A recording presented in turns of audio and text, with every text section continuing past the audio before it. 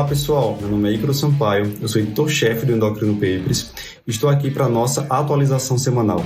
Chega a hora de fazer aquele resumão do que rolou de mais importante por aqui ao longo da última semana.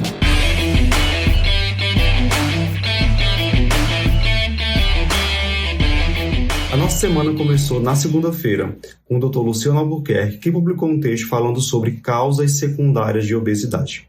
Sempre que a gente avalia um paciente com diagnóstico de sobrepeso ou obesidade, é fundamental descartar causas secundárias que possam estar relacionadas ao ganho de peso. E lá ele cita, por exemplo, o efeito dos glicocorticoides, de alguns medicamentos antidiabéticos, da medroxiprogesterona, também da amitriptilina, como fatores associados a esse ganho de peso. Existem também causas hormonais, distúrbios hormonais que são associados à obesidade e aqui vale uma observação. Por quê? A obesidade, por si só, pode alterar alguns testes e falsear a investigação de certas endocrinopatias.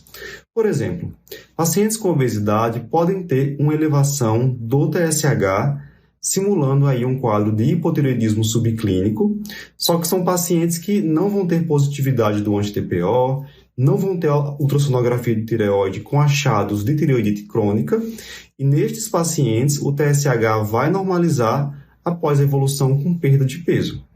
Além disso, pacientes com obesidade podem ter um cortisol pós-dexametasona 1mg elevado, falseando aí a investigação da síndrome de Cushing.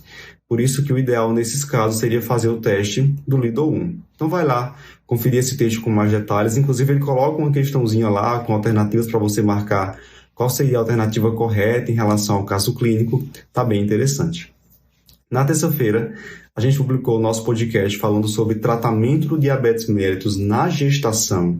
Então a gente fala sobre qual é a terapia de escolha para o diabetes gestacional e para o diabetes prévio na paciente que engravida. A gente fala se for iniciar a terapia com insulina, qual é a insulina de escolha na gestação.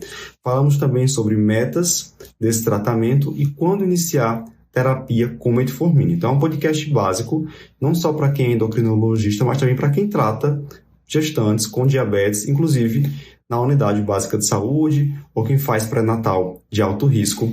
Vai lá, vale a pena conferir. Ainda na terça-feira, eu publiquei um texto que, está sendo bastante comentado sobre a associação de colesterol HDL elevado, muito elevado, e mortalidade cardiovascular.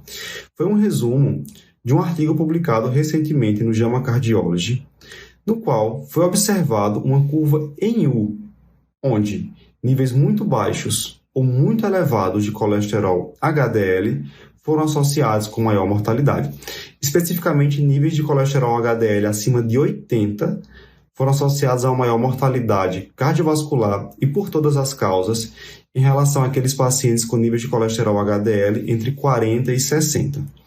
Não existe ainda nenhuma evidência biológica de por que ocorre essa maior mortalidade, essa associação com mortalidade, mas há algumas teorias de que talvez níveis de colesterol HDL muito elevados poderiam levar a uma alteração da função dessa lipoproteína, ou ainda numa condição de estresse oxidativo, poderia haver uma função pró-inflamatória do HDL, facilitando aí eventos cardiovasculares, mas até o momento são apenas teorias.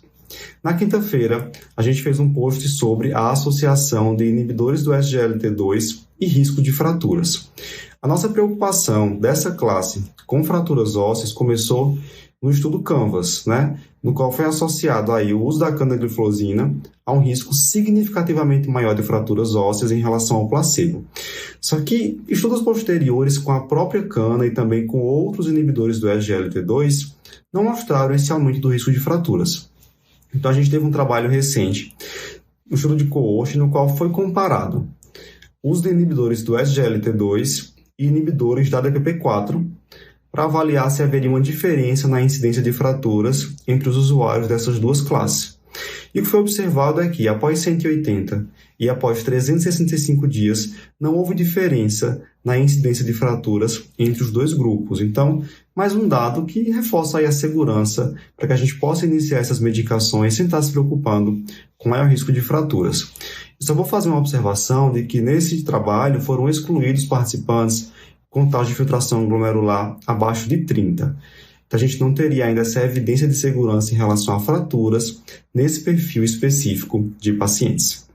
Bem, se você gostou de algum desses conteúdos em particular, vai lá, confere, compartilha também com seus amigos. A gente se vê na próxima semana. Até mais!